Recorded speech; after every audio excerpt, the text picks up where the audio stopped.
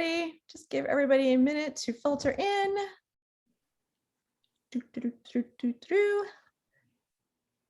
I think most of you, I'm looking at the list of attendees here and I recognize some names. So most of you know me, but if you don't, I'm Sandy Lowe, Bold Strokes Books Senior Editor.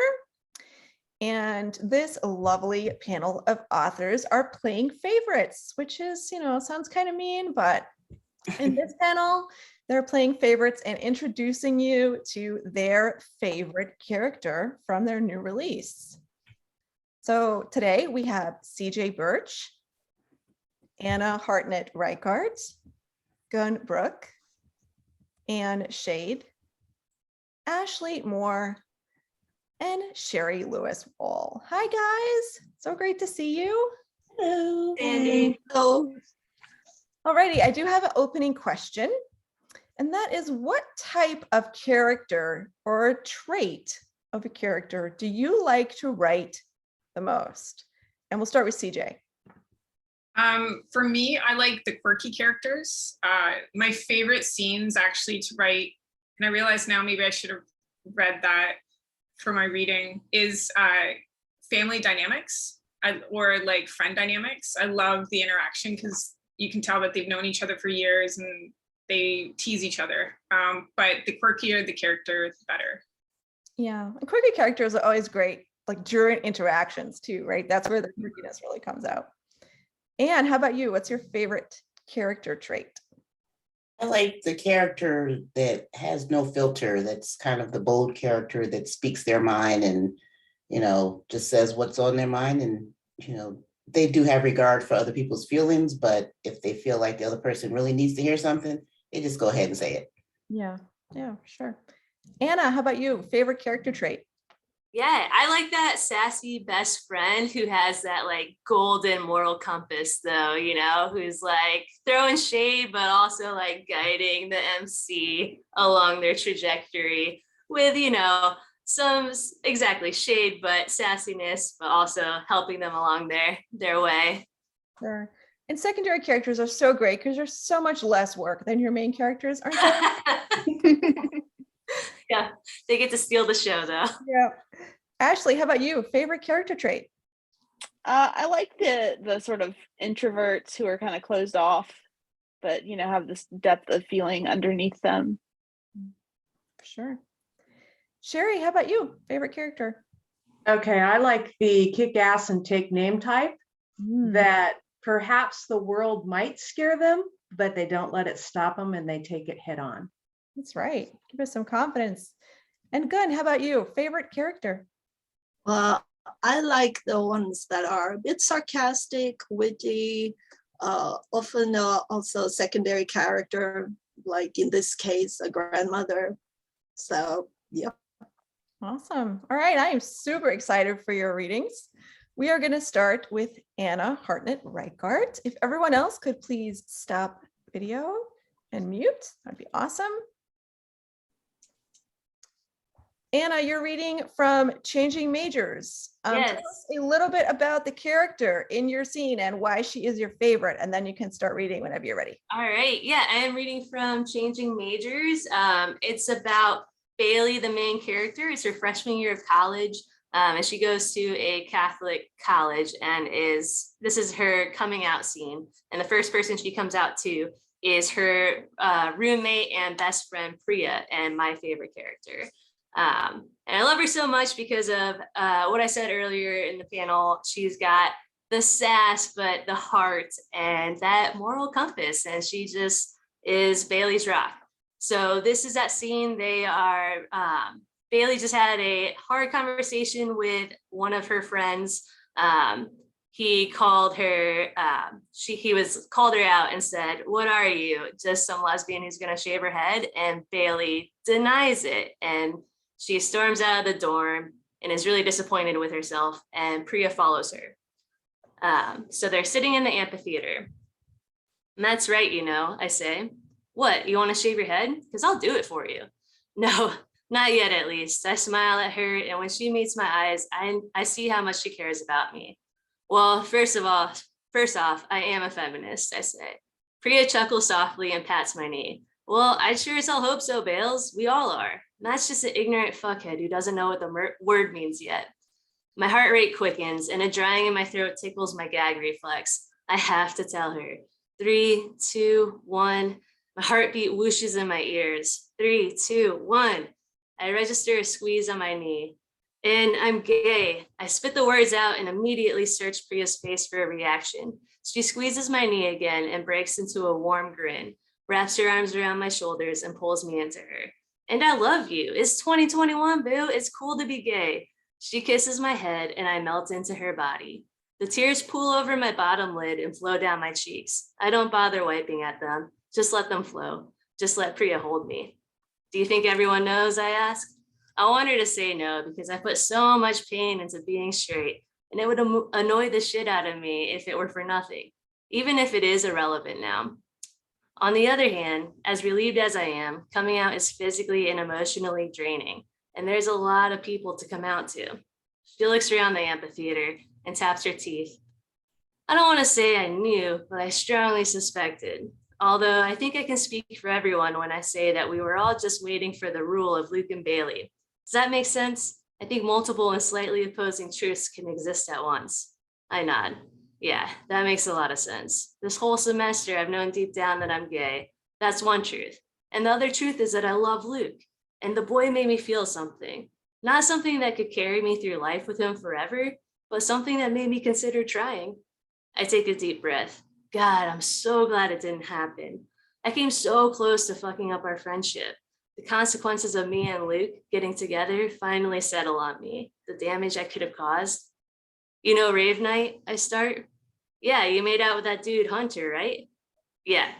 I also gave him a hand job on the dance floor in front of everyone, I admit, and it feels so good.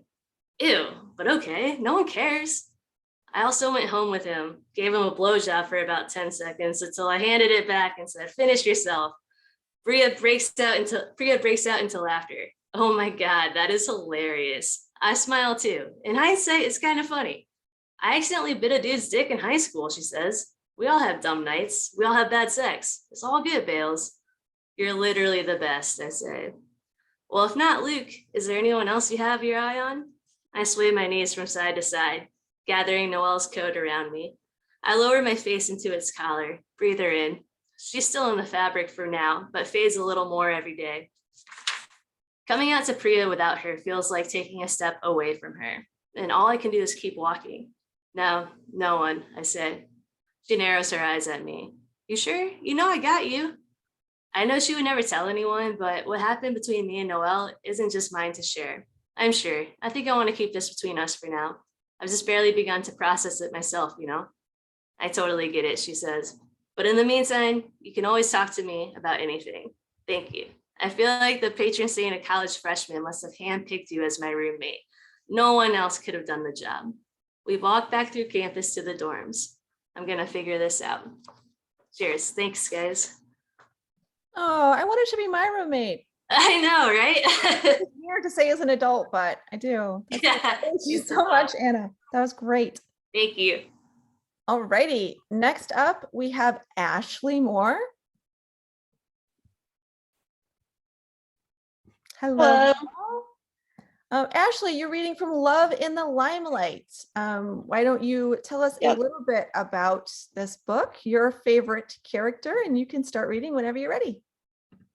So this book is about sort of the world's most successful prominent actress, and she falls in love with a budding pop star when they're in their young adult stage of their lives, and then forces drive them apart, and they meet up again in the current day.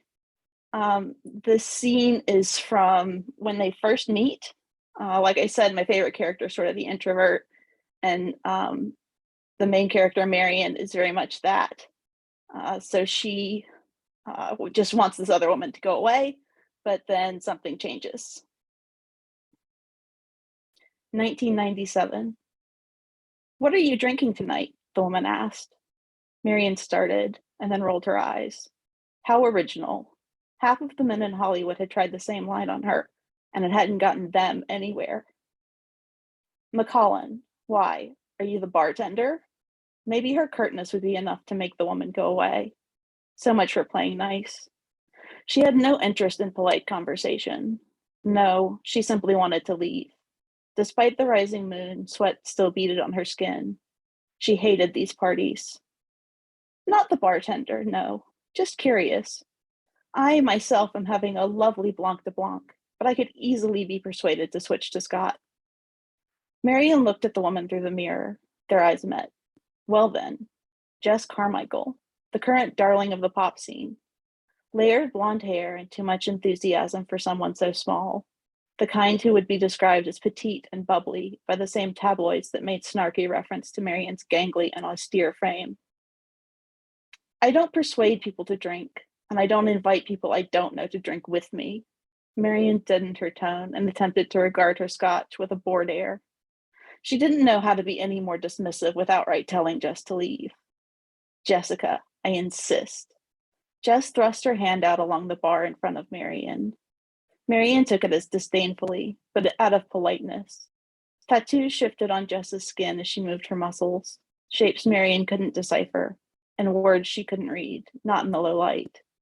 She found herself wanting to know just what the tattoos said, but there was no polite way to ask, and no way for them to step into the light without Tabitha noticing. Yes, I know. Your music is not terrible. Why do I get the feeling that's high praise coming from you? Jess cocked her head to the side and smiled at Marion.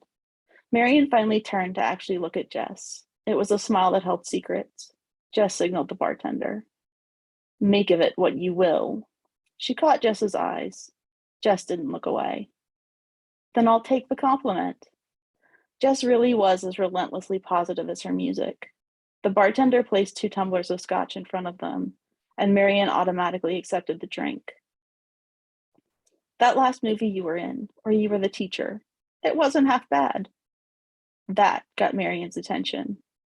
Jess might be cheerful, but she had some bite as well. That performance had won her an Oscar, and had most people falling over themselves to tell her how wonderful it was, whether or not they had seen the film.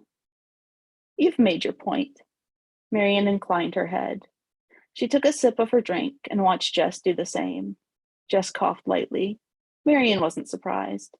Jess didn't look like a Scotch drinker. Marion raised an eyebrow. Jess smiled. I'm not used to such strong drinks anymore, and when I wasn't drinking anything so nice. I suppose the cocaine musicians are known for doing is much smoother. Marion smirked for just a second. Cocaine is so 1980s. It's all MDMA now. Though you just looked her up and down, and Marion forced herself not to shiver. Seem more like the opium den type, somewhere with silk curtains and fainting couches. Marion hadn't expected Jess to tease her back. Jess was looking up at her through her eyelashes, lips quirked in a crooked smile. Were they flirting? Marion wasn't sure. It's a rare indulgence.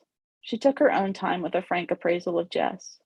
Subtle enough that no one else would notice, but hopefully enough to let Jess know she might be interested. Jess's smile told her the message had been received. And an expensive one. Jess reached out and ran a fingertip down the outside of Marion's forearm. This time Marion did shiver. Jess's smile turned into a smirk. If this was going where Marion thought it was, she was ready to move things along. Marion swallowed the rest of her scotch, then took Jess's and finished that too. Jess laughed in delight. I believe this is the point where you invite me back to your place for the next drink, Marion whispered. I, of course, demur. You charmingly insist, and I acquiesce. Do I have it right, or shall I check my script? That's it. Awesome. I love it. Is this your first reading, Ashley? Yes, it is. What? Just set the bar. That's amazing. You should have seen me at my first reading. I was like a, bundle of nerves. You totally killed it. Thank you so much. Thank you. Yeah. Please do check out Love in the Limelight by Ashley Moore. The link is in the chat roll if you'd like to pick it up. Thank you. Next up, we have Gun Brooke. Hello, hello. And I do have to apologize because BSB accidentally scheduled Gun at like 3 in the morning in Sweden. So apologies to everyone who was hoping to see her earlier. She finally made it and totally our fault. So thanks for being here, Gun. No problem. I'm happy to be here. Tell us a little bit about your favorite character and start your reading. Yes. This is the Velocity, the second book in the contemporary sci-fi trilogy that I'm currently writing on and editing. And this is about ordinary people who are finding ancient alien artifacts. And in this book, one of the main characters, her name is Darian, and her grandmother, Camilla, she's in her 70s, is my favorite character. And this is a scene where they're having dinner and Darian, her granddaughter, is outraged at their doctor who is at this dinner for, well, you'll figure it out. So, you can't be serious. Samantha looked from Darian's stern expression over to Raoul's calm demeanor. I am, very much so. Raoul, who was the type who only got calmer the more stressed or angry others became, spread butter on a bread roll. You're suggesting we stick a Nyack on Gran and then subject her to alien medical practices despite having already decided that is too reckless. You can't be serious about that. Well, I fully expect to do so. It's the same alien medical practices that healed you in less than a day, Raoul said. Samantha glanced over at Camilla, who hadn't spoken up yet. Camilla merely raised her perfect eyebrows, but kept eating. I have to say I agree with Darian, Walker said slowly. It's amazing that he can heal mechanical damage like a clavicle or a torn muscle tissue, but Camilla has pre-existing conditions. Holly shook her head. Being new to this group, I find it fascinating that Camilla is so calm about waiting her turn to talk about her own medical concerns, should she even want to, especially among all of us. Raoul, I believe you're close to violating HIPAA. Everyone grew quiet, and to Samantha's surprise, the reprimand, because that was what it was, made Raoul's cheeks color faintly. Darian, Camilla said gently, but even Samantha could detect the steely undertone in her voice. I know you have always my best interest at heart. I really do. But don't forget that I'm the one who decides what's best for me. We have had this discussion before. But Camilla held up her right hand, which was apparently enough to ward off any more arguments from Darian. It was still obvious from how Darian set her jaw and kept her shoulders stiffly squared that she wasn't done. And Walker, don't fall into the trap of being too protective. It's not sexy. Camilla smiled at the clearly flustered man. Well, perish the thought, Filbert said merrily, while reaching for more chicken. Raoul, hip or not, I know you're eager to help me, but Holly's not wrong. Now that said, I have a question, and it might be of interest as I'm not the only old person around the table. I will give you permission to talk about this here. Thank you, Camilla. I got carried away. I apologize. Raoul looked a decade younger as he placed his utensil on his empty plate. Is it possible to try treating, let's say, my right hand only and without adding a Nyack to the mix just yet? Camilla tilted her head, and Samantha couldn't take her eyes off the stunning woman. She could imagine how Camilla had taken Hollywood by storm and how she had to fight to be taken seriously as a writer and fended off attempts to turn her into yet another starlet. No doubt Camilla had eventually won most over and steamrolled the rest. That's actually a great idea. Raoul looked carefully at Darian, and Samantha had to hide a smile by wiping her mouth with a linen napkin. It sounds a lot less reckless, at least, Darian said through gritted teeth. It does, doesn't it? Something we may attempt tomorrow afternoon. Camilla stuck her fork into a green bean. Anyone who wants can watch. I think I'll charge admission. Claire snorted and then began laughing in earnest. I just adore you guys. This is such a family. She smiled as she too added another piece of chicken to her plate. You don't know the half of it, Filbert muttered. Just as you think things are moving at a decent pace, someone finds something, does something, hurt themselves, or falls in love. He shot Samantha a knowing glance. Oh God, Samantha muttered, her cheeks warming. It had been too much to hope for to be kept out of the line of fire. Who's in love? Carl asked, finally looking up from his plate, now empty for the second time. Filbert, mind your own business, Camilla snapped at him. And Carl, when people want you to know about that, they'll tell you, all right? Yes, ma'am, Carl said, virtually hiccuping at being in her crosshairs. Filbert merely started eating again. After leaving the dinner table, Samantha and Darian moved to their favorite seat, the settee in the parlor, and Camilla joined them in her wheelchair. She maneuvered it until she was facing Darian head on. Sweetheart, listen now. I know you fear losing me. That's where all this anger and resentment comes from. I have a couple of questions for you, though. You know that pain I live with. My joints have deteriorated this winter here in the north, but going back to LA isn't an option. Wouldn't you want me to find lasting relief, the chance to actually heal? Of course, Gran, that goes without saying, but again, Camilla raised her hand, the swollen red joints clearly visible. And if I start with one hand and that works and there are no horrible side effects, can you imagine supporting me by allowing Whol to treat my other hand, then my hips and knees? Darian drew a trembling breath. I don't want you to have another single moment of pain, ever. Filbert has a heart condition and his Nyack hasn't hurt him, the opposite, in fact. I just wish it would do something about his ornery nature, but alas. Camilla smiled and wiped an errant tear from Darian's face. Don't bite Raoul's head off. He's a good doctor and wouldn't take any more risk now than with his patients normally. I want you there with me when he treats me. And you, Samantha, if you would care to. Walker will have to sit this out, and that's mainly for his sake. The man can be pretty mushy, and as I said, that's not sexy. So that's it. I love it. And I can see why you like her. She's awesome. And I'm also glad that I know how this book ends. I know how the series ends, and all the rest of you guys, you're in for a ride. But I feel good that at least I know it all ends well. Thank you, Gunn. Yes. Appreciate that. Thanks. Alrighty, next up we have Anne Shade.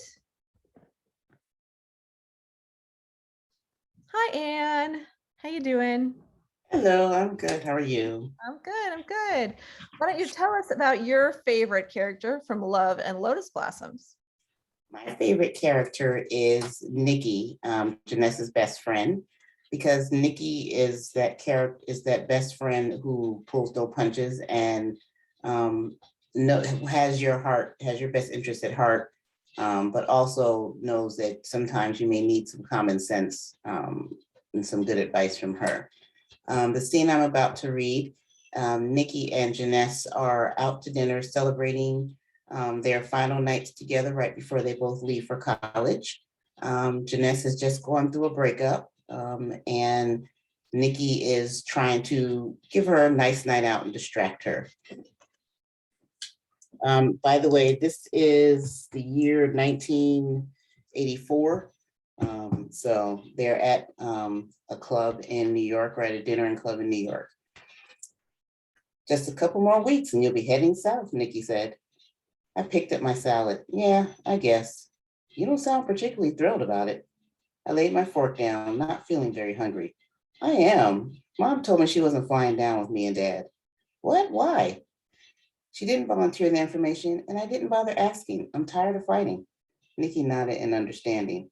Yeah, I guess I would be too if I were in their situation. I wish there was something we could do for you. You can help me enjoy tonight. No more talk about any of my issues. So, what's going on with you and Carrie? I noticed she hasn't been around lately. Nikki shrugged. It's over. I think we got all that we could out of it. Do you regret it? Do you think you should have just left it as one of those things you would have always wondered what would have happened? Not at all. I'm glad we got together. I think it helped me figure out what kind of relationship I want when the time comes and help Carrie do the same. She's definitely not a monogamous type of woman, and I respect that. It's just not the lifestyle for me. So you don't think she'll ever meet that one person who can make her want to be in a monogamous relationship? I obviously wasn't that person, but I honestly can't imagine her changing that much. She's pretty set and confident in who she is and what she wants. She said if she ever did settle down, it would probably have be a part of a polyamorous relationship. I looked at Nikki in confusion. A what? Nikki chuckled. You really need to read more about sexuality and the different relationships. It may help you figure out your own confusion. A polyamorous relationship is one with more than one person at a time. It could be two guys and a girl, two girls and a guy, or all three could be the same sex. They could be gay, straight, or bisexual. It all depends on what the people in a relationship are looking for. Although Carrie is more into women, she's into dudes sometimes. She says she doesn't believe in limiting her pleasure and experiences to one or the other. Was she seeing other people while she was with you? Not that I'm aware of, but she's pretty straightforward. So I think she would have told me if she was, especially if it was a dude, because she knows I don't play that way. You think that's something I would be happy doing, being in an open relationship like Justin suggested? Nikki raised an eyebrow. I thought we weren't supposed to be talking about your issues. We're not exactly talking about an issue so much as a solution to an issue. Okay. If I can count on anyone to cut the bull and give me their honest opinion, it was Nikki. No, I don't. I think polyamorous relationship could just cause you more problems. You'd end up spreading yourself too thin and driving yourself crazy trying to please two different people and not even think about what makes you happy, which is what you need to be doing. You need to figure out before trying to be in a relationship with anyone. You need to take your time doing that. Just be by yourself for a while. When you get horny, find a friend or two with benefits to help you out. Someone you know you won't have any emotional connection with, but know they could hit it right when you need it. I stared wide-eyed at Nikki. I can't believe you suggested that. A flash of humor crossed her face. Just because I don't do it doesn't mean it might not work for someone else. And college is the perfect time to explore and figure out what you want for yourself in your life. Personally, after my summer with Carrie, I'm cool without dating or sleeping with anyone for a long while. You, on the other hand, need to take some time to explore your options.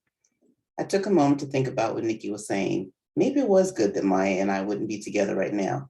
I did need some time to just be by myself and get to know me, figure out who Janess was and what she wanted. I think you're right. Nikki gave me a smile of encouragement. You got this. You know you can always count on me if you need a pep talk. I reached across the table and took Nikki's hand. Thank you. You know I truly love and appreciate you, right? Of course I do. The feeling's mutual. After dinner, we made our way downstairs to the club. It was still a bit early, but there were a good number of women already there. You're looking real fish out of water right now, Nikki said, grinning as we walked toward the bar. I shut my mouth, which I hadn't realized was slightly agape, and moved my wide-eyed stare in her direction. There are so many of us. I knew I sounded stupid, but I couldn't help it. My introduction to gay women had been my cousin, Nikki's mothers, Nikki and Maya. Janess, just relax. There are women in here who can smell a virgin a mile away, especially if you sit here looking around like you've never been out of the house before. I looked at her in confusion. I'm not a virgin. Nikki quirked a brow. So you've had sex with a woman? Oh, that kind of virgin. Nikki didn't bother hiding her amusement. Yes, that kind of virgin. I'm sure there are plenty of women here who would be happy to relieve you of that burden. Nikki ordered my usual vodka and OJ, and I sipped at it as I tried to discreetly peruse the room while hopping on the bar stool to the music. Nikki sipped on her drink as she did the same. In about an hour, the crowds will start arriving, and by 11, it'll be packed. Do you want me to stay with you or wander off at some point so it doesn't look like we're here together? But we are here together. Nikki outright laughed. Janess, you're killing me. That's when I understood what she meant and my face heated in the flush of embarrassment. Geez, I should have stayed home. That's it. That's awesome. I need Nikki in my life. Please send her over. Would be great. As soon as possible. I'm going to pull rank and say that your next book is going to be titled That Kind of Virgin. So please do get to work on that. I will. Next up, we have Sheri Lewis Whol. Hi, Sheri. Hey there. Hey, look at all your book covers behind you. That's really cool. Neat. I love it. Why don't you tell us a little bit about your favorite character? Okay, so I'm going to read from All That Remains, and this is the story of a human remains detection canine handler, Johnny Lancaster, and her dog Cougar, and they're working together with a forensic anthropologist, Chantel Kind, to solve a series of murders, which ends up being a killer that no one is expecting. But as many of you know, I am a human remains detection canine handler, and so naturally I'm playing favorites with Johnny today. And in this scene, she knows of Chantel, she's heard about her, she's never met her, and so today she's going to meet her. Johnny woke up thinking about the damn bones. Even worse, she dreamed about them too. Lots and lots of bones, all with the distinct marks of canine teeth. Like the beef bones she gave Cougar and that were now scattered throughout her house, waiting to be kicked with the bare foot. Except not. Unlike what she routinely bought for Cougar, the bones they'd found over the last several days didn't come from a cow. She'd completed enough training on identification to know the difference between human and animal. Those were most definitely human bones. Besides, like her visual training, Cougar could distinguish by scent between the two. Had they been an animal, he would have ignored them. He didn't.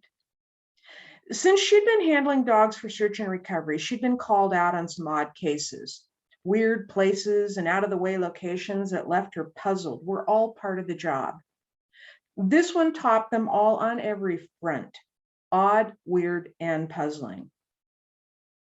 First things first. Without her morning latte, no one in their right mind could expect her complete attention. Mug in hand, she went to the living room and studied the vinyl, lined up in alphabetical order on the shelf next to the turntable that once upon a time belonged to her grandmother. Grandma had been a wicked clarinet player and passed her love of music to Johnny. Her clarinet too, and it currently occupied a place of honor on the piano. When she really got stumped, she'd sit down and play. Unlike Grandma, a master of jazz, she preferred to play the classics, Mozart, Beethoven, Rachmaninoff. It cleared her mind and soothed her emotions. Nothing from the classics this morning, something a little harder. From the stack of vinyl, she chose what she liked to think of as mood music, the original 1975 Aerosmith, Toys in the Attic. Between her grandmother and her mother, she possessed an impressive collection of albums. This was one of her favorites. And as soon as the music began to play, her shoulders relaxed and her foot began to tap. Well, she loved rock and roll. Between the latte and the music, she refocused and prepared. A good pair of cargo pants, a pullover fleece, her favorite pair of boots, and she was ready to go. Cougar already waited at the back door. The clothes and the energy she gave off were all he needed to understand the schedule of the day. It didn't matter to him how many days in a row. He was always ready to go. They loaded up and drove away from the farm. Her focus escalated to laser stage by the time she pulled in and parked next to the sheriff's unmarked cruiser. The uneasiness that brought her awake was gone. Curiosity about the condition of the bones hadn't left her mind. She just found a way to compartmentalize it enough to get out here and do the job for the third day. God only knew what they'd find today. It would be nice to find nothing. Not very hopeful on that front.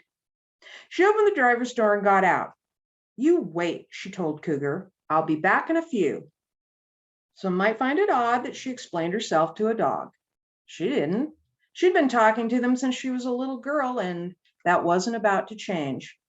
People she didn't always get. Dogs she did. After she slipped into her chest harness and checked her radio, she walked over to where Rick stood with a small crowd of people. Several familiar faces from previous searches, and an unfamiliar one. The mystery woman had long black hair, braided and hanging down her back to her waist. A new addition to the sheriff's department? Over the last couple of years, Rick brought up retirement now and again. So maybe she was training as his replacement.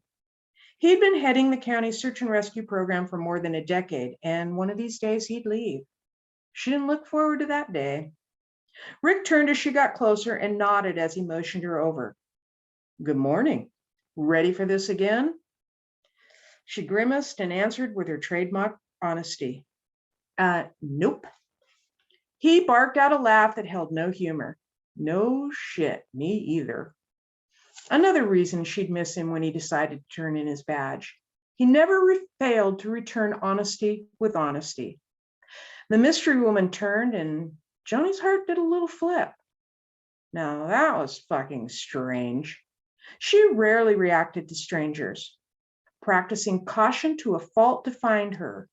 The walls she put up were there for a reason. Ghosts couldn't get through them. Neither did the living, breathing variety either. Not the time to go there. Instead, she focused on Rick's introductions. Joni, this is Dr. Chantel Kind. Aha. Now she knew the face that went with the name. Not what she'd call beautiful. Arresting, with intelligence clear in her dark eyes. Beautiful in Joni's book was a dime a dozen. What this woman possessed, just on the surface, wasn't anything she encountered on a daily basis. Intriguing, as was her reputation. And that's it. I love it. That was an excellent reading, Sheri, and you and your favorite character have the coolest and the creepiest jobs I have ever heard of. Awesome book. And I will say that maybe not in this book, but I feel like a Sheri Lewis Whol book, ghosts could go through walls. I feel like that is something that It is possible. Yes. Yeah, you never know. Thank you. Appreciate your reading. All right. Next up, we have CJ Birch. Hello. Hi, So I'm reading from The Edge of Yesterday, which is my newest. It is about a woman, Easton Gray, who comes back from the future to remove someone from the timeline, and she ends up falling in love and has to decide where her loyalty is. And so for my favorite character that I'm reading is actually Lou, her dog. That's why I picked this, because he's my favorite character. Tess Nolan groaned as she pulled into the clinic parking lot. She rarely worked this many hours in a day. The early morning false alarm that Benny's marriage started fouling had occurred before she'd spent a full 8 hours in the clinic. And then came that emergency call out to the Greery place. Their husky had gotten into their cannabis edibles and eaten most of a chocolate bar. So on top of a long ass day, she was also covered in dog vomit. It certainly wasn't the worst thing she'd been covered in. That prize belonged to Misty, a standard poodle with an anal gland abscess. That had been a 2-shower day.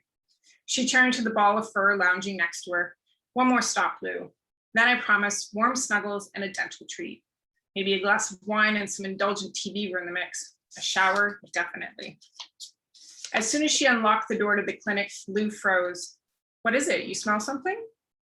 It was probably a damn animal that had climbed in the back window. She debated going in herself, but what if it was a bobcat, or worse, a bear looking for food? Lou began sniffing the ground. It's probably just a stupid marmot. One had gotten in last spring and made a giant mess of the staff kitchen area. If that's all it was, it'd be one hell of a mess to clean up, but nothing dangerous. Let's call someone to take a look. She headed back for the front door and Lou bounded through, sniffing, searching for whatever had him spooked. He stopped at the door leading into the surgery room and pawed at it. Shit. Though more frequent when she worked in the city, they'd sometimes get break-ins, people looking for drugs. Hello? Tess grabbed a roll of printer paper, the only thing handy, and stepped closer to the surgery. She pulled out her phone and dialed the local RCMP station. Then she stepped back toward the front of the clinic, patting her leg and urging Lou to follow. He did, reluctantly. A new smell for Lou was like a mug of hot chocolate and a good book on a cold night for her. Finally, someone picked up. Hey, Colin, it's Tess. I'm pretty sure something's broken into the clinic. I'm not sure if it's an animal or a person. Can you please send someone to check it out? Satisfied she wouldn't have to wait too long, she turned to leave, and as she did, Lou yipped and rushed through the door to the surgery. Tess stopped at the door. Blood was splattered all over one of the tables, along with a pile of bloody gauze and empty bandage wrappers. Was it smart to be armed while looking for trouble with only a printer paper roll and a dog with one eye and 3 legs? She found Lou squatting in front of something shoved under a desk. When Tess got closer, Lou was desperately trying to connect his tongue to the face of a terrified woman curled up tight. He yipped again, wagging his big bushy tail as he turned back to Tess, as if to gauge her excitement level at finding a new friend. Lou, down. Tess pointed to the place beside her. Lou's whole body sagged. Tess was not as excited as he was about this new friend. He hopped over and collapsed in a pile at her feet, resting his head on her foot. Good boy. Tess bent down and scratched his head. To the intruder, she said, he's harmless.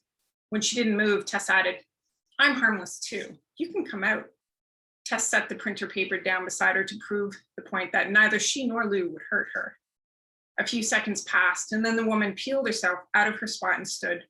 She towered over Tess, and even though she looked terrified, she wasn't necessarily harmless. A readiness to her pose resembled a wild animal's. She could flee or strike, depending on how Tess chose to handle the situation. Tess, of course, chose to state the obvious. You're hurt. She pointed to the woman's face, which had lacerations, like someone had scratched her, and a dark bruise on her cheekbone. Tess stepped forward to take a closer look, and, obviously spooked, the intruder stepped back, stopping when she reached the desk. I won't hurt you. I want to take a look, that's all. It'll be fine. She waved Tess off, and that's when Tess noticed where all the blood had come from. It coated her arm, and a distinct set of teeth marks showed on either side of her forearm. It was no longer bleeding, but was also covered in dirt, a solid invitation to an infection. Tess didn't wait to be invited. She grabbed the woman's hand to examine the bite mark. What attacked you? Not a bear, I see then. Both of them turned to see a middle-aged man with a Tim Hortons cup in each hand. He held one out to Tess. Thought you might need one, seeing as it's been a long day. He shrugged. Ran into Nancy Greery earlier. She filled me in. Tess took the offered coffee. Thanks. She knew it would be just the way she liked it. No milk and 2 sugars. Colin had a Persian cat named Mimi, who was a bit of an escape artist and tended to get into scuffles with burr plants. He always brought a coffee when he came. Who's your friend? Tess turned to the woman who had suddenly calmed and looked cool and collected. Easton, she said. Easton Gray. Colin nodded and sipped his coffee. Colin, it's fine. She had an accident. I'm going to take her to the emergency room, see if she needs stitches. I'm sorry to have bothered you. He nodded again. As long as you're fine. You want me to check out the place? Make sure nothing else might have spooked you? Really, we're fine. Thanks for coming down. Colin nodded, gave a little wave, and turned to leave. She noticed him scoping out the place as he did. He would have questions later, she was sure. When the door had slipped shut, Tess turned to Easton. I'll take you to the emergency room. I was serious when I said I wanted to check you out. I'm not going to the emergency room. Thank you for your concern, but it's not necessary. Whoa, Tess put a hand on Easton's arm, but pulled back after she got an icy stare. You can't just leave. Why not? You broke into my clinic, and you're lucky you're not in jail. Easton walked past her and Lou toward the front door. Where are you going? Easton stopped, her hand on the doorframe, and turned back. Why? She seemed genuinely curious. Tess raised both her arms and let them drop at her side. This was one of the strangest encounters she'd ever had. At least let me give you some clean bandages for your arm. Tess rushed to grab a pack of gauze bandages and surgical tape. Easton's eyes wandered to the nameplate that read, Dr. Tess Nolan. Is this your office? She asked. Yes. Tess slipped the bandages into a canvas bag. Easton took the bag without looking at it. Instead, she stared deep into Tess's eyes and nodded. And that's it. Best burglar ever. And I love the dog too. That's so sweet. And I do feel that sometimes animals are better company than people, depending on the people and the animals. So I definitely have also had that experience of the dog or the cat or the monkey being the most favorite character in a book. Thank you. All right, I think we are done with our reading. So if everyone can jump back on for the last few minutes. Hello, hello, welcome back. If you have any questions for our panelists, please do pop them in the Q&A box at the bottom of your screen. I do have a quick one for Gunn.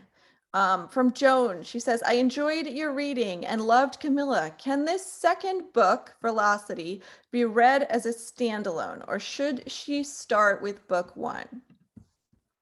I suppose it can, because I've tried to sort of catch up the reader a bit, but I definitely think that if you read the trilogy in order, that will bring a much more satisfying experience to the reading. Cool. That's what I think. Yes. And I am going to very quickly, if I can pull it up, I'll just pop the link to the series, Gunn series in the chat roll.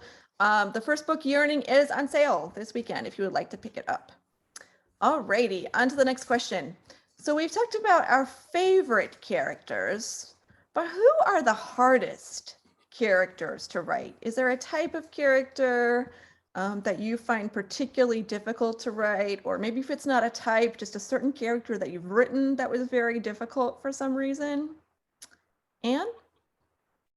I think in this book, her mother, I hate having to write a mother that's so clueless and insensitive to their child. So it was difficult to write her because I would get mad at her as I was writing. But I think that character was very difficult to write. Yeah, sure. Sheri, how about you? Difficult character to write. I think in this book it was Chantel's ex-husband, because he's the kind of person who gets focused on what he wants, doesn't care about anybody else, and won't stop. And I think we've all had kind of experience with people like that, and I just don't even want to deal with them. But I had to deal with them in here, and so that was hard because I just wanted him to go away. Oh, you guys are really sweet. On the last panel, it was it was not supposed to be the love and murder panel, but it turned into the love and murder panel. So now we have the sweet panel. Anna, how about you? The hardest character to write?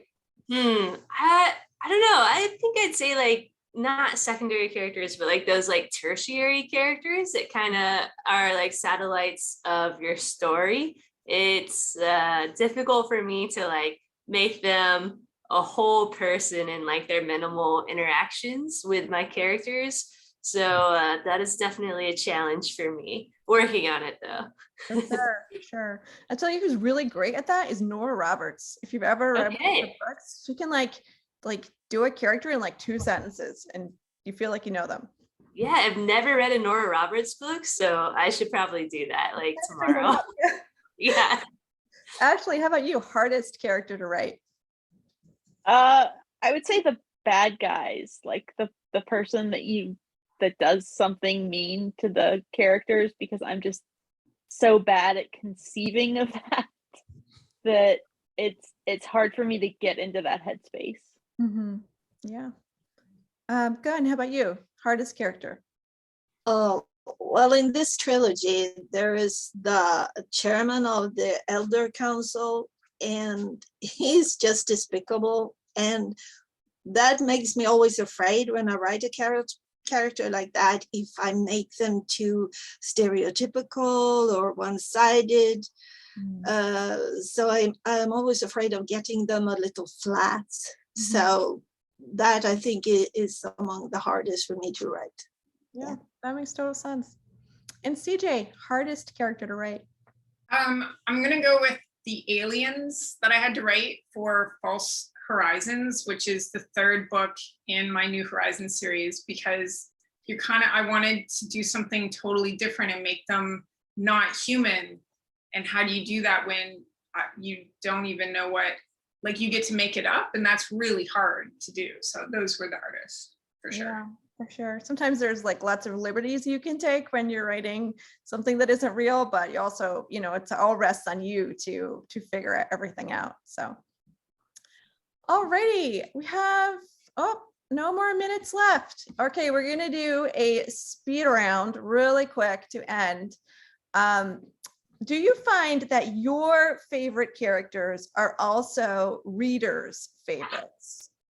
is there a link there? Do you find that your reader feedback is like, oh no, hated her, or readers don't pick up on what is your favorite for your characters and in the book? Sheri? I think, yeah, because I've had that come back from readers, and especially if I've ended a book and they're like, can you write more about her, please?